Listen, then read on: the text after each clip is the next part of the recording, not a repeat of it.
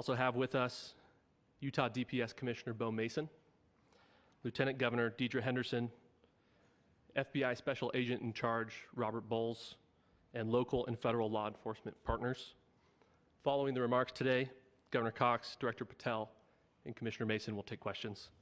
Thank you.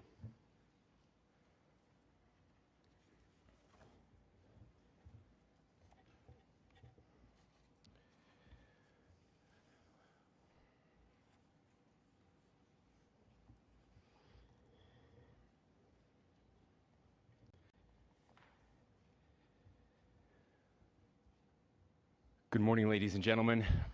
We got him. On the evening of September 11th, a family member of Tyler Robinson reached out to a family friend who contacted the Washington County Sheriff's Office with information that Robinson had confessed to them or implied that he had committed the incident. This information was relayed to the Utah County Sheriff's Office and scene investigators at Utah Valley University. This information was also conveyed to the FBI. Investigators reviewed additional video footage from UVU surveillance and identified Robinson arriving on UVU campus in a gray Dodge Challenger at approximately 8:29 a.m. on September 10th, in which he is observed on video in a plain maroon t-shirt, light-colored shorts, a black hat with a white logo, and light-colored shoes.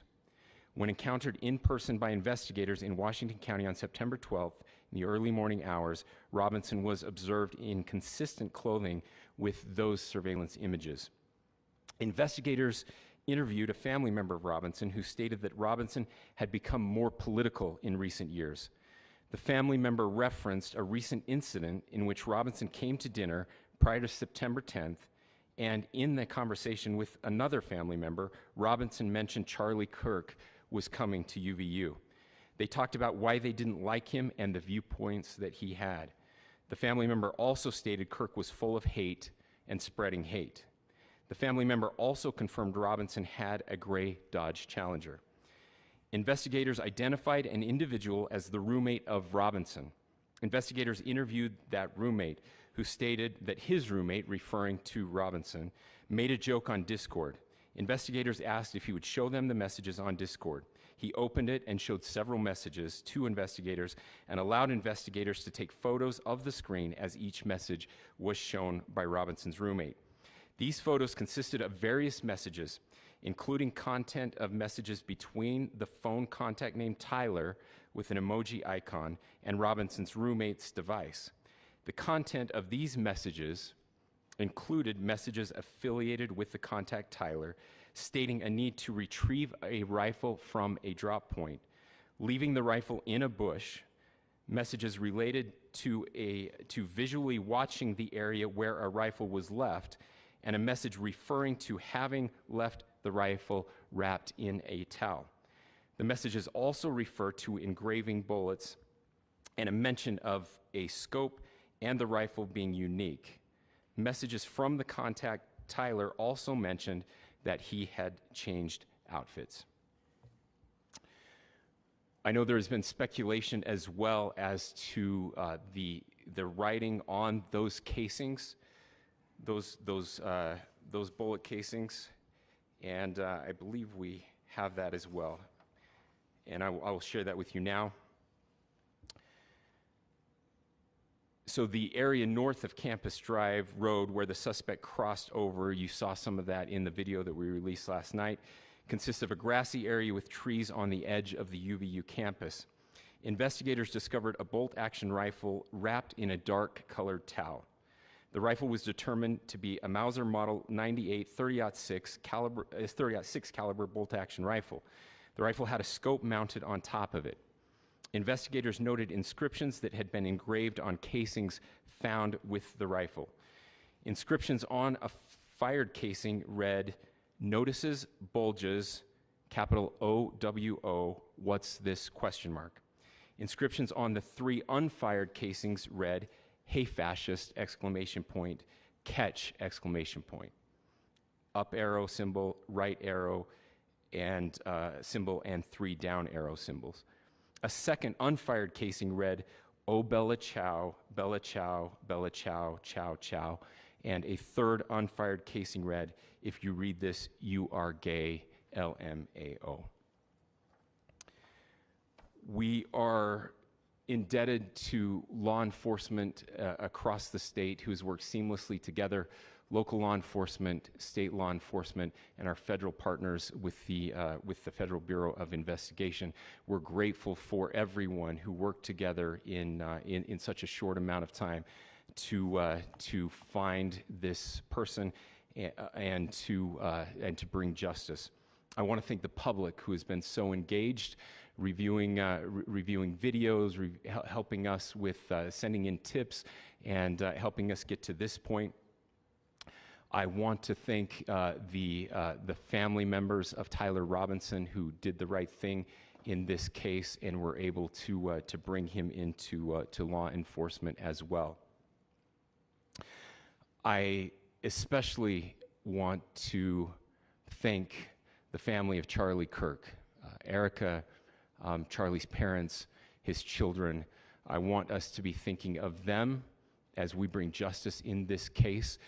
They will be involved in that justice. We will be working very closely with them as we move through this process as well. This is a very sad day for our country, a terrible day for the state of Utah, but I'm grateful that at this moment we have an opportunity to bring closure to this very dark chapter in our nation's history. With that, I will now turn the microphone over to the Director of the FBI, Kash Patel. Thank you, Governor. This is what happens when you let good cops be cops. The FBI and our partners are proud to stand here today together to bring justice to the family of Charlie Kirk and honor his memory. I want to express my deep gratitude to President Trump, the Vice President, and the entire White House who have been so incredibly supportive with both resources and just personally to the FBI as a team. They had our backs the entire way, and I just want to express my gratitude for giving us the resources we need to operate in this space to bring this sort of justice at this sort of speed. In 33 hours, we have made historic progress for Charlie. Governor Cox, our partnership has been absolutely incredible these last few days. Our partnership will endure. Your state and local partners, your sheriffs, your DPS community has been unbelievably impressive in the hardest of times. And a case like this cannot be solved, cannot be brought without partnering with your state and local authorities. The FBI has a certain role to play, and we will play that role, and we will lead out for the federal government. But Governor Cox, we are so grateful for your state partnership that led out on this investigation. A little bit of the timeline. Charlie was shot at 12:23 p.m. on Wednesday. The first FBI agents arrived on scene in 16 minutes with chiefs of police at 12:39 and secured the scene. The FBI immediately launched fixed-wing assets. We utilized these assets to transport personnel, specialty technicians, hostage rescue teams. We also utilized these assets to go back and forth from the East Coast and here in Utah to transport forensic evidence and other evidence that will be analyzed and is being analyzed at our FBI laboratories in Quantico and other laboratories, including the ATF. At my direction, the FBI released the first set of FBI photos of the suspect at 10 a.m. local time on 9/11. Then, shortly thereafter, the FBI reward of $100,000 was released at 10:45 a.m. local. Myself and Deputy Director Bongino arrived on the scene at approximately 5:30 p.m. on 9/11. The governor led a press conference last night at approximately 8 p.m., where at my direction, the FBI released a never-before-seen video of the suspect. We also released new images to the public of the suspect. And just last night, the suspect was taken into custody at 10 p.m. local time. In less than 36 hours, 33 to be precise, thanks to the full weight of the federal government and leading out with the partners here in the state of Utah and Governor Cox, the suspect was apprehended in a historic time period. And I want to highlight what Governor Cox said. This would not have been possible without you, the media, and you, the public. That's why we went so public, so fast, and we're so transparent, and we're committed to that transparency. The crime scene, just a little bit there. It is a large crime. State and local authorities, along with federal authorities, processed that crime scene quickly. And I even had the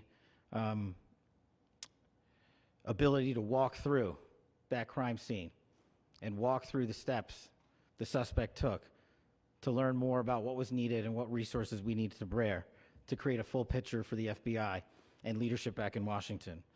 Furthermore, thankfully to state and local partners, forensic evidence has been seized and continues to be garnered.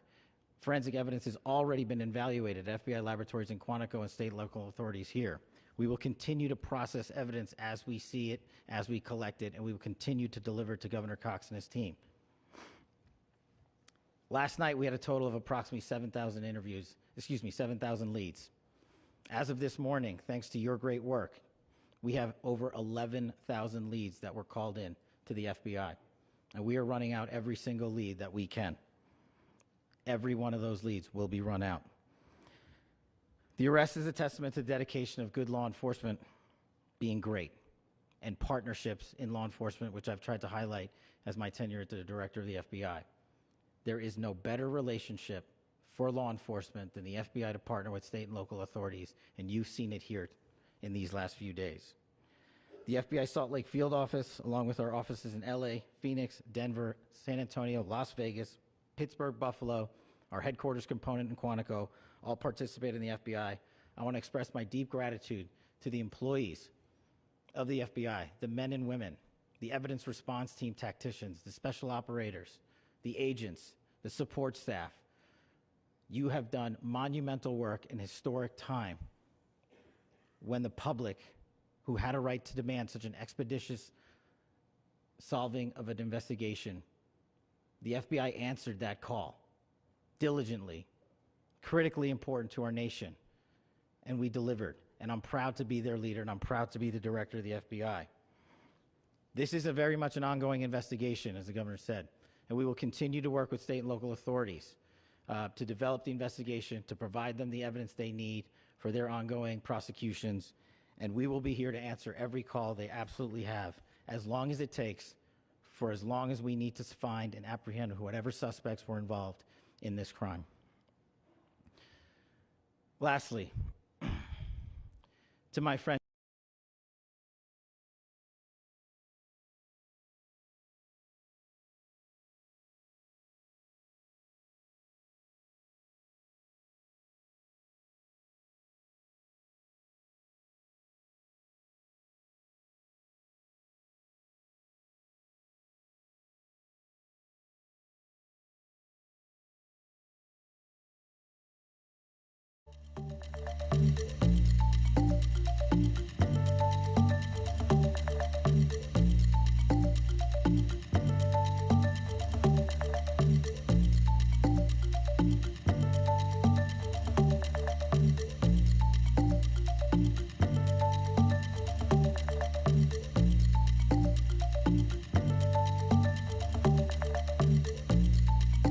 we've seen in this type of case. Across the state, sheriffs, chiefs, our state partners have stepped up and have come to the call on anything that we needed. Our county chiefs have been phenomenal. Our Utah County Attorney, Jeff Gray, who's standing up here with us, has been phenomenal in leading us through this investigation. I would like to thank the federal government for their resources, their assets, our local team here, our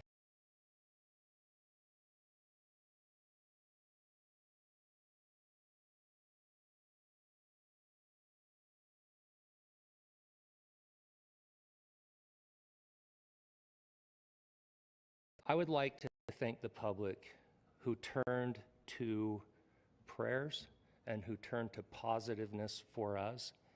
I would like to thank them on behalf of the law enforcement community because we needed those prayers. That's what we needed to get through this. We needed your support, and you gave it to us. We needed your patience, and you gave it to us. And I would like to thank you for the Kirk family because that's what they need, is your support and your prayers, and that will get us through all of this. So thank you everybody for everybody that have stepped up. We've had such a phenomenal response to this. Thank you.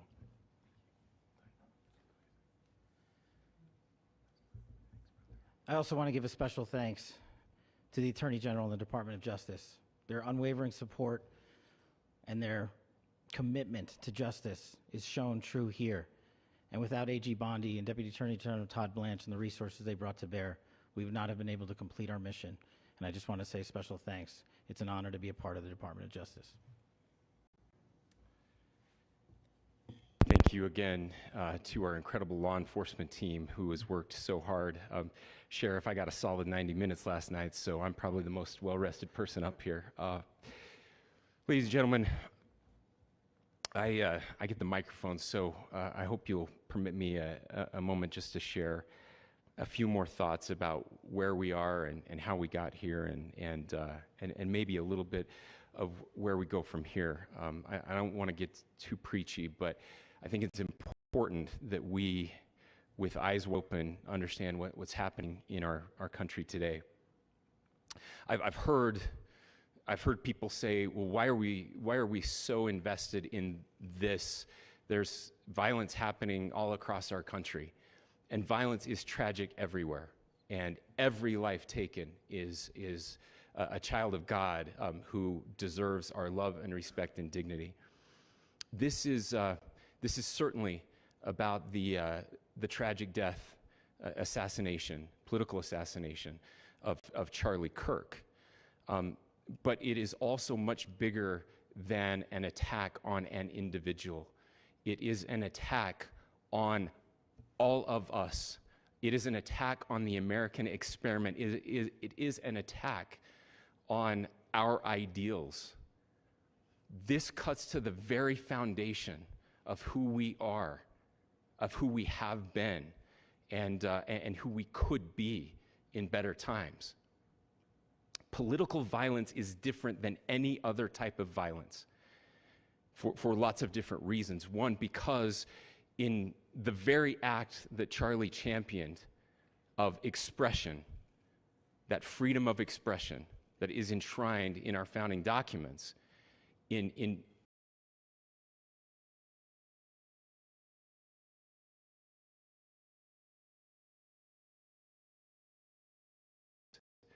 that they can speak freely. We will never be able to solve all the other problems, including the violence problems that people are worried about, if we can't have a clash of ideas safely and securely. Especially ideas with which you disagree. That's why this matters so much. Over the last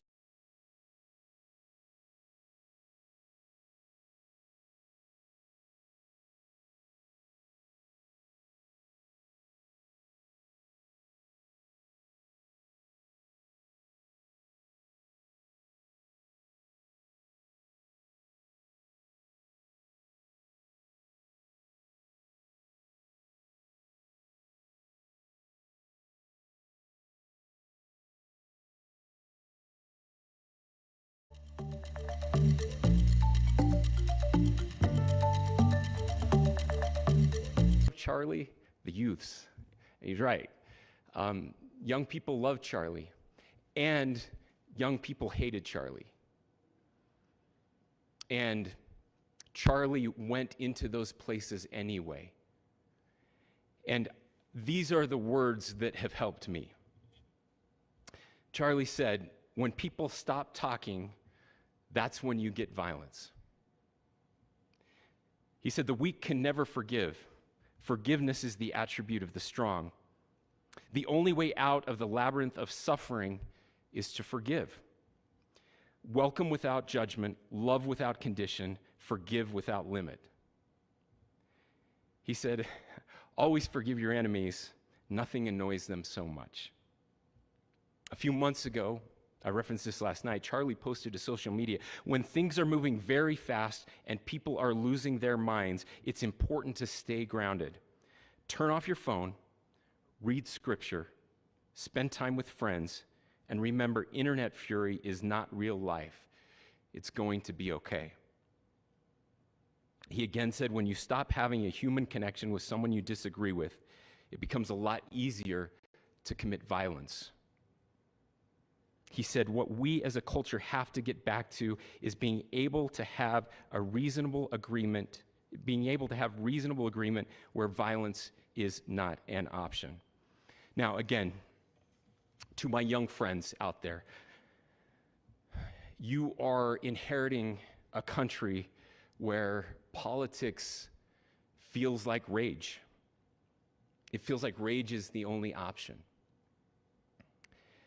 But through those words, we have a reminder that we can choose a different path.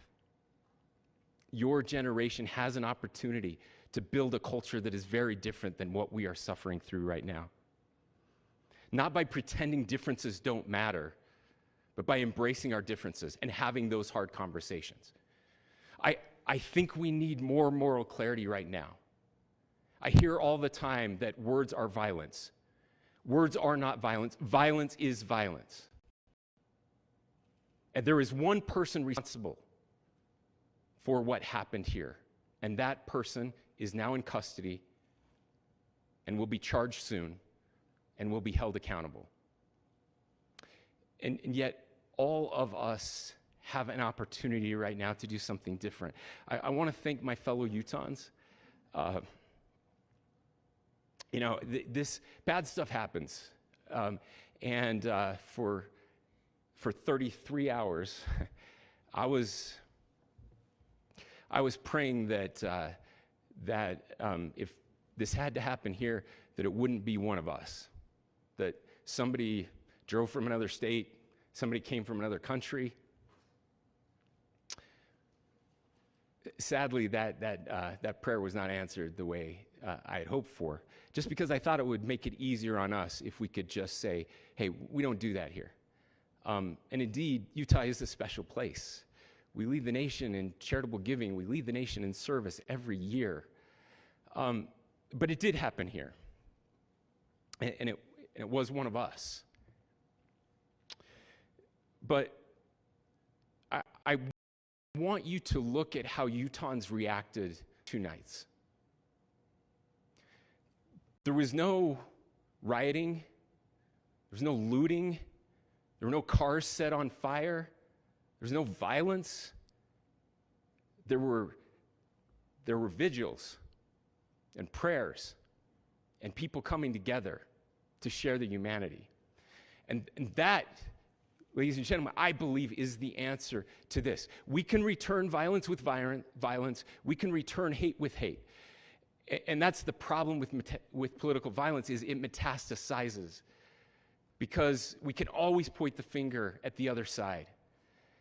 And at some point, we have to find an off-ramp, or it's going to get much, much worse. But see, these are choices that we can make. History will dictate if this is a turning point for our country. But every single one of us gets to choose right now if this is a turning point for us. We get to make decisions. We have our agency. And I desperately call on every American, Republican, Democrat, liberal, progressive, conservative, MAGA, all of us to please, please, please follow what Charlie taught me. I'll just conclude with words I share often from a friend and author, Yuval Levin, who was asked if he was optimistic about our country. And he said, I'm not optimistic. He said, I hate optimism. Like, that sounds bad. But he said, optimism is a vice. It's this idea that good things are just going to happen. And he said, in the history of the world, good things have never just happened. He says, I'm not optimistic, but I am hopeful. And hope is the virtue that sits between the vices of optimism and pessimism. Hope is the idea that good things are going to happen because we can make them so. I still believe in our country. And I know Charlie Kirk believed in our country. I still believe that there is more good among us than evil. And I still believe that we can change the course of history. I'm hopeful because Americans can make it so. Ladies and gentlemen, we're happy to answer any questions you might have. Governor, can we speak to whether the suspect is speaking with authorities and his demeanor, Tyler Robinson, when he turned himself in? I cannot speak to that right now. Governor, how do you interpret the engravings on casing? Well, I will leave that up to you to interpret what those engravings mean. I think the clearest one that says "catch fascist," there's not, and by the way, that's like catch like a ball, catch this.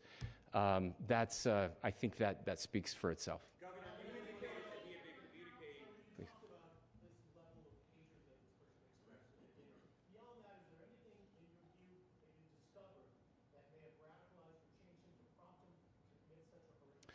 There's nothing more that we can share at this time. Governor, Yeah, you please. indicated that he had been communicating with a friend on Discord about the gun. Do you anticipate any more arrests? We do not at this time have any information that would lead to any additional arrests. Do you believe he acted alone? Yes, but the investigation is ongoing. How he came into custody of police and where he is right now? Yes, so right now, Mr. Robinson has been booked into the Utah County Jail. You heard the president this morning report that he was taken into custody, that his family and a friend helped to deliver him into custody of law enforcement in Washington County. For those of you that don't know where Washington County is, it is the southwesternmost part of the state of Utah. It's about a 3.5 to 4-hour drive where we are right now, and that's where he lived and where they turned him in. Please, I'll go here. I can't share any more than what I've already shared. Yeah.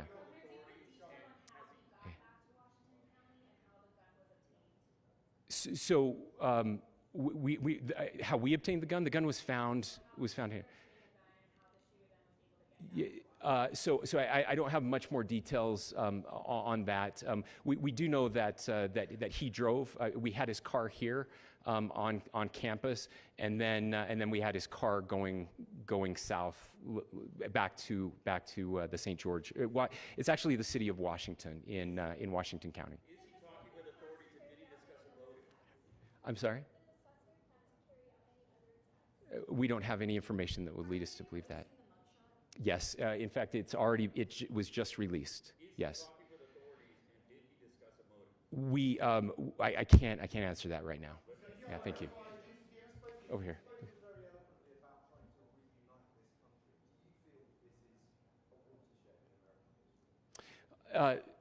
I absolutely believe that this is a watershed in American history, yes. The question is what kind of watershed? And that chapter remains to be written. Is this the end of a dark chapter in our history? Look, I mean, if you look at true political assassinations in the history of some of this stature, this feels a lot like the late 60s, and having one so gruesomely displayed on camera in all of our hands and in all of our pockets. We are not wired as human beings biologically, historically. We have not evolved in a way that we are capable of processing those types of violent imagery. And by the way, we've seen another one with a gruesome stabbing very recently that went viral. This is not good for us. It is not good to consume. Social media is a cancer on our society right now. And I would encourage people to log off, turn off, touch grass, hug a family member, go out and do good in your community. That is happening, and it's happening organically right now. I had a friend in a small city in Utah who said, we're getting together, the Republicans and Democrats in my little town are getting together to have a discussion last night, just to find a way to find their better angels. So yes, this could be, I mean, again, you have to go back to JFK to have seen a video live of something like this happening. I wasn't born until 1975, but I know that things were really dark in the late 60s. Sorry to some of you. I know some of you were there. This is our moment. Do we escalate, or do we find an off-ramp? And again, it's a choice. It's a choice, and every one of us gets to make that choice. Two more questions right here. Could we clarify that the release of those enhanced images at 8 p.m., the timeline that Director Patel gave us, led to the arrest at 10 p.m.? Is there a direct connection between those two events? I cannot comment if there is a direct connection or not, but all I can say is that through some process, the family came to know that this had happened. One more thing, Governor. Could you just clarify the clothing issue you mentioned earlier? Was he changing outfits? Correct. Yes. So when he's first spotted on campus, he has different clothing on, and then he changes clothing on the roof, and then changed back into that clothing at some point, so that when he was apprehended, when he was arrested, the clothing matched the clothing he had on before the shooting here at UVU. Last question here. Yes. Suspect was from Utah. Can you kind of tell us a little bit more about where, and was he a student here at the scene of the shooting, and is there any history of mental illness? Yeah. So I don't have any information on the mental illness part. He was not a student here at UVU. He was living and had lived for a long time with his family in Washington County, in the southernmost part of our state. Thank you, everyone, for your great work in getting this information out. I just say, process-wise, this may be important. I know many of you aren't familiar with the process in Utah. I think it's important that you understand that. Basically, days for charging documents to be filed, a CI will be filed. We'll have more information then, more detailed information as those charging documents are filed in preparation for a preliminary hearing. So 3 days. So we would anticipate then that early next week those charging documents will be filed. We will obviously be working. The county attorney will be working very closely with Mr. Kirk's family as those documents and decisions are prepared and made. Thanks, everyone.